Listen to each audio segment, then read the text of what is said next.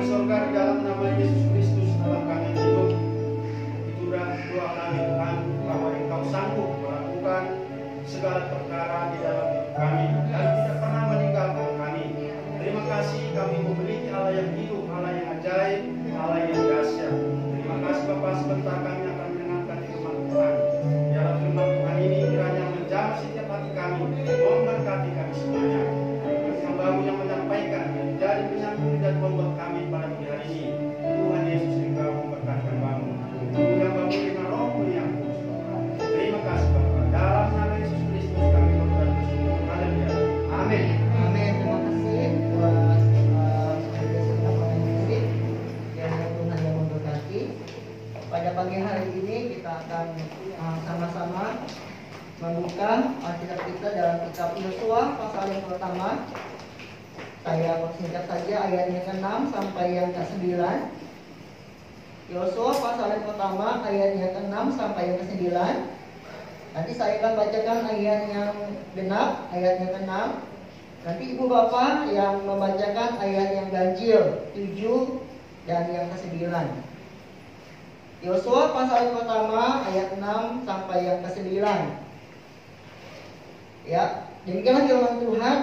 Kuatkan dan teguhkanlah hatimu, sebab engkaulah yang akan memimpin bangsa ini memiliki negeri yang kujanjikan dengan bersumpah kepada nenek moyang mereka untuk diberikan kepada mereka. Ayat 7. Hanya kuatkan dan teguhkanlah hatimu dengan sungguh-sungguh. Bertindaklah hati-hati sesuai dengan seluruh hukum yang telah diperintahkan kepadamu oleh hamba-Mu Musa. Janganlah menyimpang kanan atau kiri, supaya engkau beruntung kemanapun engkau pergi. Ayat yang ke-8. Janganlah engkau lupa memperkatakan kitab Taurat ini, tetapi renungkanlah itu siang dan malam, supaya engkau bertindak hati-hati sesuai dengan segala yang kau tulis di dalamnya. Sebab dengan demikian perjalananmu akan berhasil dan engkau akan beruntung. Bukankah Tuhan kepadamu, kuatkan dan teguhkanlah hatimu, janganlah kecil dan tawar hati, sebab Tuhan Allahmu menyertai engkau kemanapun engkau pergi. Ibu bapak yang dikasih oleh Tuhan, kehidupan kita, apalagi kita mengawali bulan pertama di tahun 2022 adalah sebuah perjalanan. Kehidupan kita itu adalah sebuah perjalanan. Jadi banyak hal yang harus kita persiapkan untuk modal kita di dalam perjalanan. Nah, ibu bapak dikasih oleh Tuhan, ketika kita mengadakan perjalanan banyak yang harus kita persiapkan. Hal-hal yang perlu untuk kita persiapkan. Kalau misalnya seorang anak kecil dia pergi bersekolah, pasti ada yang dipersiapkan oleh orang tuanya. Ya, biasanya kalau malam itu orang tua mengatakan coba cek dulu buku-buku yang harus kamu bawakan besok. Ya, coba cek dulu apakah ada PR yang tertinggal, apakah besok ada ulangan, coba dicek kembali. Ya, kemudian coba bekal kamu yang harus kamu bawa itu apa? Dan itu dipersiapkan oleh orang tua dan anak. Ya, dihantarkan ke sekolah pembinaan pulang. Jadi ada yang dilakukan, ada yang dipersiapkan untuk melakukan satu perjalanan. Nah, demikian juga dengan kehidupan kita sebagai orang percaya kepada Tuhan. Ketika kita melakukan perjalanan rohanian kita, banyak yang perlu kita lakukan, perlu kita persiapkan. Ya, jangan mengatakan bahwa kehidupan itu berjalan dengan sendirinya. Enggak ada yang harus kita persiapkan. Tidak ada yang dapat kita lakukan. Jangan menyerah, jangan menerima. Tapi harus ada yang dipersiapkan. Harus ada yang direncanakan. Walaupun kita beriman, tetapi harus ada yang direncanakan dan diusahakan. Nah, ibu bapak yang dikasih oleh Tuhan, Tuhan berjanji kepada Yosua dan generasinya bangsa Israel pada waktu itu bahwa mereka akan menduduki tanah Kanaan. Itu adalah janji Tuhan kepada mereka, kepada nenek moyang mereka juga. Nah, ini adalah janji Tuhan, sesuatu yang pasti. Yang mendidik anak-anak ini adalah sesuatu yang pasti. Janji Tuhan itu pasti akan tergenapi. Cuma permasalahannya ketika mereka memasuki tanah Kanaan, banyak halangan, banyak rintangan. Harus ada peperangan di dalamnya, harus ada perjuangan di dalamnya, harus ada baku hantam di dalamnya. Ya, walaupun tadi janji Tuhan, tetapi ada usaha yang kita lakukan sebagai orang percaya untuk masuk dan merebut, menerima janji Tuhan. Dan ayat-ayat ini berbicara mengenai firman Tuhan kepada Yosua supaya mereka itu kuat, teguh, dan waspada. Nah, apa yang harus kita lakukan yang pertama dalam perjalanan kehidupan kita sebagai orang yang percaya? Yang pertama, kita harus kuatkanlah hatimu, ya. Kuatkan hatimu. Yang pertama, berbicara mengenai level iman, kebergantungan dan kedekatan kita dengan Tuhan. Nah, ibu bapak yang dikasihi Tuhan, bangsa Israel ini walaupun Yosua sebagai pemimpinnya, Yosua sebagai leader untuk memimpin bangsa ini memasuki tanah Kanaan, tetapi di situ sebenarnya adalah Tuhan yang memimpin kehidupan mereka sekalian. Ya, Tuhanlah yang memberikan kepada mereka sekaliannya kemenangan. Seorang yang percaya kepada Tuhan, dia memiliki tingkatan kerohanian yang sungguh-sungguh bergantung sepenuhnya kepada Tuhan. Dia tidak mengkhawatirkan apapun juga, karena sesuatu itu sudah direncanakan, sesuatu itu sudah dibuatkan, sesuatu itu sudah ditempatkan, dan kita hanya menerima dan menjalaninya saja. Ibu bapak yang dikasihi oleh Tuhan, Yosua sudah mendapat nubuatan untuk memimpin bangsa Israel ini masuk ke dalam tanah Kanaan. Walaupun ada banyak tantangan, banyak peperangan, tapi dengan penyertaan Tuhan, dengan leadershipnya Tuhan, dengan kepemimpinannya Tuhan, sesuatu itu mungkin. Kuat itu berbicara level kebergantungan kita kepada Tuhan. Sampai di mana iman kita kepada Tuhan, sampai di mana penyerahan kita kepada Tuhan. Kalau Tuhan sudah berkata, apakah kita percaya bahwa perkataan itu adalah firman Tuhan yang jadi? Ketika Tuhan berkata dan Tuhan berfirman, Tuhan sudah bernubuat, apakah kita percaya meresponi firman Tuhan itu dalam kehidupan kita dengan tidak takut dan tidak gentar?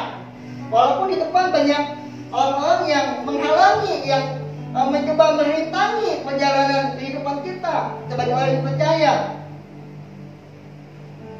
Yang pertama, kuat itu berbicara mengenai tingkatan keimanan kita kepada Tuhan, kebergantungan kita kepada Tuhan. Tidak berbicara mengenai akal pemikiran kita. Kuat itu berbicara mengenai kapasitas kerohanian kita sampai di mana. Kalau kita pikir bangsa ini kecil, ibu bapak yang dikasihi oleh Tuhan, bangsa ini cuma jumlahnya 3 jutaan orang saja. Tetapi negeri yang mereka harus duduki itu adalah negeri yang luas, yang kapasitasnya itu lebih daripada mereka sekalian ya. Ya, mereka pernah mengirim 10 pengintai ke tanah Kanaan. Mereka melihat bahwa mereka ini kecil. Orang-orang yang ada di Kanaan itu orang-orang super enak, tinggi besar perawakannya. Ya, nggak bisa secara lahiriah, secara harafiah, secara hitung-hitungan mereka nggak mungkin bisa menduduki tanah Kanaan. Tetapi ketika Yosua sampai dan mereka pertama kali kota yang harus dihadapi adalah kota Yeriko, mereka gentar. Orang penduduk Yeriko gentar. Karena apa? Karena nama Tuhan. Mereka mengelilingi dengan trompet, dengan memuji nama Tuhan, dan benteng tembok Yeriko yang tinggi tebal itu dapat hancur dengan begitu saja karena campur tangan Tuhan. Tuhan yang memimpin. Masuk akal di luar akal pemikiran kita, di luar akal pemikiran kita. Ibu bapak yang dikasihi Tuhan, Tuhanlah yang memimpin kehidupan kita. Perjalanan kehidupan kita bukan yang kita, tapi Tuhan yang memimpin kehidupan kita. Ya, jangan mengukur kemampuan, kekuasaan Tuhan dengan pikiran kita. Ikuti saja apa yang Tuhan katakan. Jika kita dekat dengan Tuhan, Tuhan akan berfirman kepada kita. Kita akan mendapatkan tuntunan, bisikan daripada Tuhan dalam kehidupan kita. Dan firman itu memberikan kepada kita ketenangan di luar akan pemikiran kita. Walaupun di depan kita ada tembok Yeriko begitu ya, ada suku-suku enak di depan, tapi bagi Tuhan tidak masalah. Karena ada Tuhan yang memimpin kehidupan mereka. Ada Tuhan yang di depan dengan gada dan tongkatnya. Kuasanya tidak pernah berubah.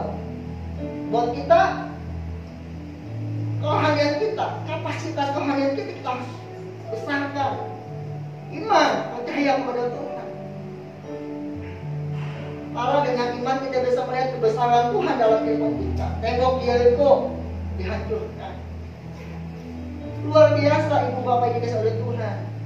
Sungai Yordan dibelah menjadi dua.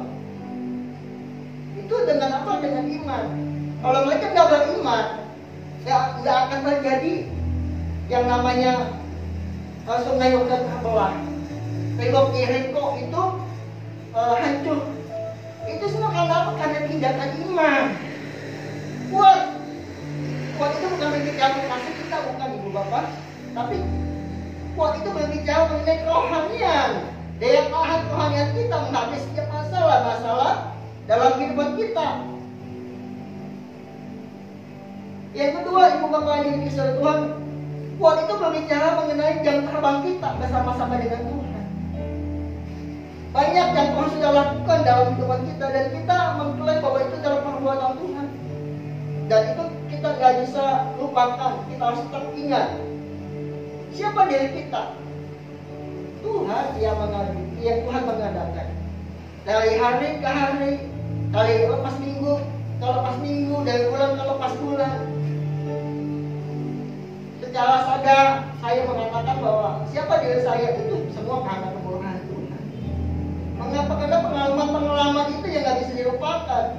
Yang bisa membesarkan itu adalah Tuhan. Dari lepas hari, yang membuat kita terampil, yang membuat kita pintar, yang membuat kita berhikmat itu adalah kepemimpinan Tuhan dari hari ke hari. Tuhan lah yang memberikan kepada kita kebijaksanaan. Tuhan lah yang memberikan kepada kita hikmat. Kita ingat jam terbang kita bersama-sama dengan Tuhan. Ketika kita mengalami setiap masalah, kita melihat bahwa kemegahan Tuhan itu yang menyelesaikan permasalahan itu yang membuat kita berpengalaman. Daud mengatakan dalam Mazmur pasal yang ke-23 ayat ke-4, sekalipun aku berjalan dalam lembah kekelaman, aku tidak takut bahaya, sebab gadamu dan tongkatmu itulah yang menghibur aku. Bukannya berarti Daud ini menantang masalah, menantang maut. Enggak, dia mengenal siapa Tuhan. Dari perjalanan lepas perjalanan, dari setiap hari dia lepas hari, dia lihat bahwa Tuhan itu sungguh luar biasa. Dia lebih jauh dari apa harta kekayaan dan bala tentaranya. Bayangkan ibu bapak dikasih Tuhan, tentaranya Daud itu jauh hebat-hebat, jauh perang, tapi dia nggak andalin itu yang namanya prajurit-prajuritnya. Dia kekayaannya enggak, dia tetap mendapatkan Tuhan. Pengalamannya bersama dengan Tuhan mengajarkan bahwa semua yang dia dapat itulah anugerah Tuhan. Kuat berbicara mengenai tingkat keimanan kita kepada Tuhan. Kuat berbicara mengenai jam kita bersama-sama dengan Tuhan yang kita tidak lupakan, yang membentuk karakter kita, yang membentuk, yang memperkuat kepribadian kita. Pribadi yang tahan uji, pribadi yang unggul, pribadi yang bermutu, pribadi yang tahan dalam segala keadaan, gak menyerah. Walaupun mungkin dalam keadaan di ujung tanduk sekalipun dia gak menyerah. Itu namanya kuat. Bukannya pribadi kita, bukan melihat kekuatan kita, enggak. Bergantung kepada Tuhan. Ingat perbuatan Allah yang telah membentuk kita, harta kita bersama-sama dengan Tuhan. Itu yang namanya kuat.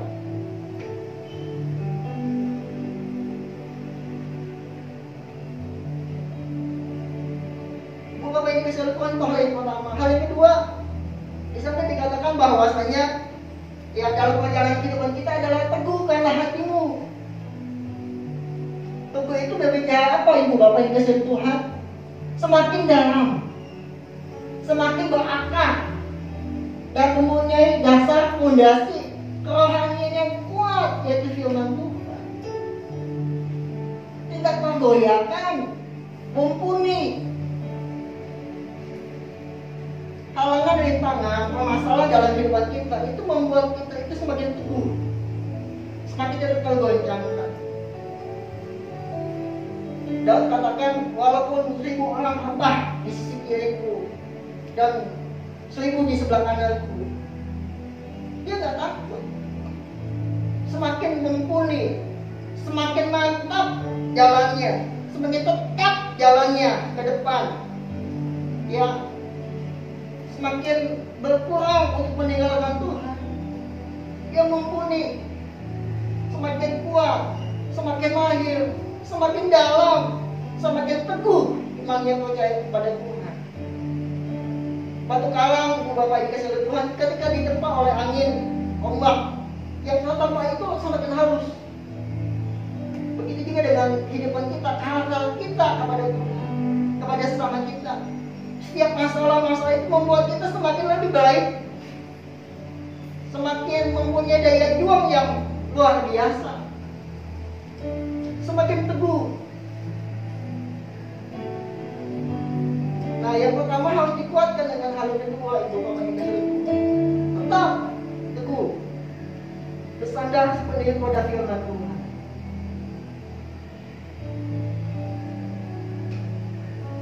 Jangan menyerah, tapi semakin dalam di hadapan Tuhan, semakin kuat di hadapan Tuhan.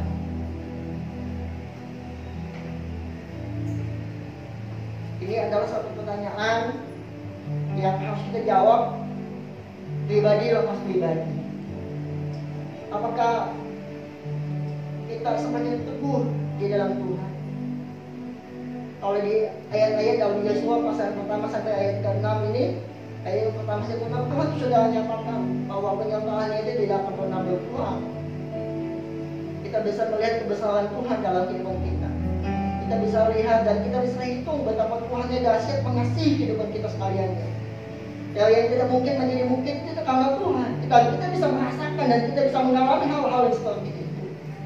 Apakah kita sesaat ini kita tetap mengatakan bahwa Tuhan tetap bagian kita yang terutama dari kita tiga, semakin teguh, tidak tergoyahkan walaupun bagaimanapun masalah ke depan, tetap teguh di hadapan Tuhan, tetap berpegangan teguh di hadapan Tuhan, tidak tergoyahkan. Orang yang berdiri atas dasar pada firman Tuhan, walaupun langit runtuh, ibu bapak dikasih Tuhan, dan itu dalam firman Tuhan.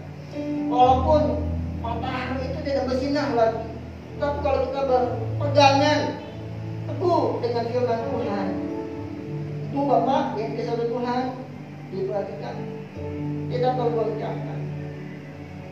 Karena kita menempel pada firman Tuhan yang hidup. Firman itulah yang menyelamatkan kehidupan kita.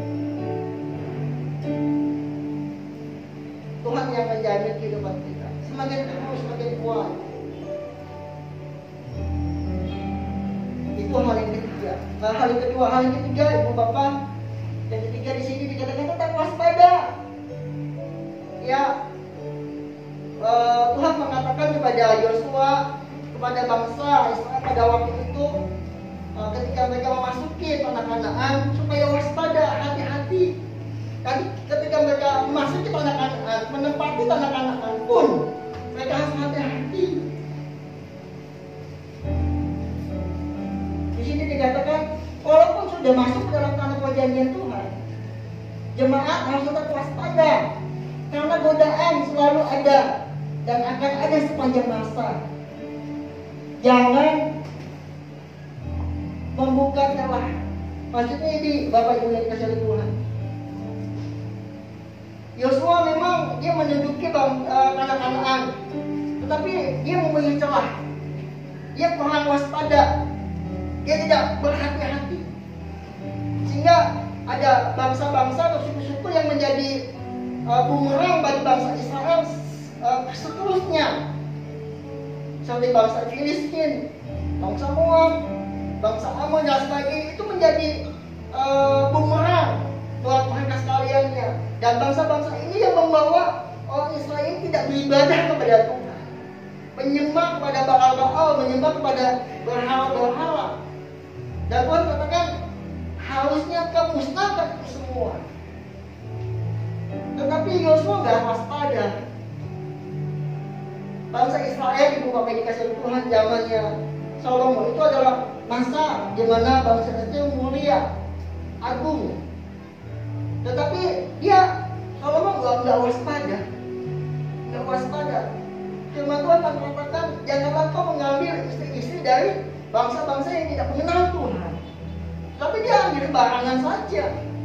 Dia ambil istri dari orang-orang yang ada di sekitarnya, negeri Mesir, negeri Kanaan, orang Amori dan sebagainya. Sehingga pada masa tuanya ini, Salomo lebih suka mendengarkan perkataan istrinya ketimbang perkataannya Tuhan. Gak waspada, gak hati-hati, dia buka celah.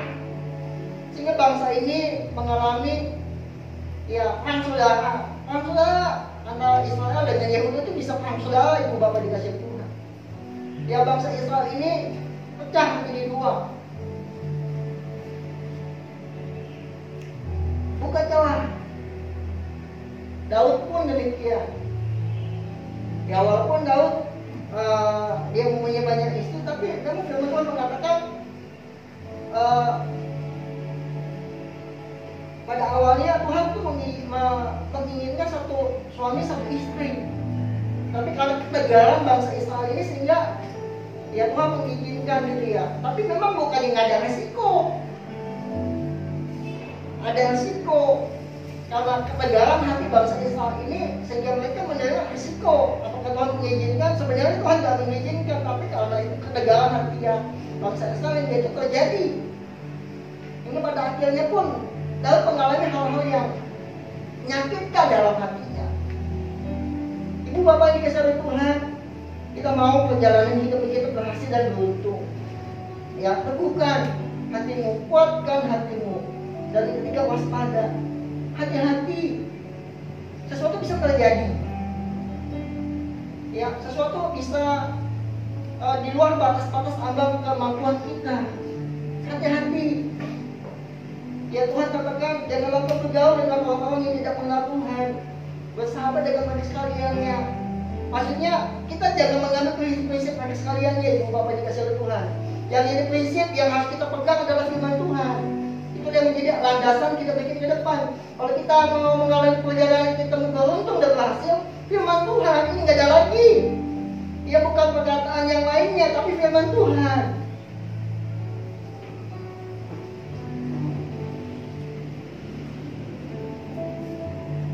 Sebagai penutup, apa yang dilakukan seorang anak ketika orang tuanya mengajaknya bepergian? Nah, ini dia. Kalau bagi orang tua, pasti orang tua menyiapkan segala sesuatunya buat keselamatan anaknya. Tetapi kita bagaimana? Bagaimana? Berpegangan tangan. Ini dia. Kalau anak kecil diajak ke mall gitu ya, pasti orang tuanya pegang. Tapi anak lepas tangan, nggak mau mencoba melepaskan tangannya daripada orang tuanya. Mau jalan ke sana, mau jalan ke sini, lihat makanan ini, lihat makanan ini, semuanya dia. Padahal itu adalah hal yang berbahaya. Bahaya melepaskan tangan atau kita pegang erat tangan kita. Anak-anak begitu, anak mau lepaskan tangan untuk main gitu ya. Nah ini juga kadang-kadang sering terjadi dalam hidup kita. Kita nggak mau berpegang tangan kepada Tuhan. Nggak mau yang namanya itu menyerahkan hidup kita kepada Tuhan. Masih suka ada kesana kesini begitu. Jangan, tetap berpegang tangan kepada Tuhan. Biar Tuhan yang pegang tangan kehidupan kita sekalian.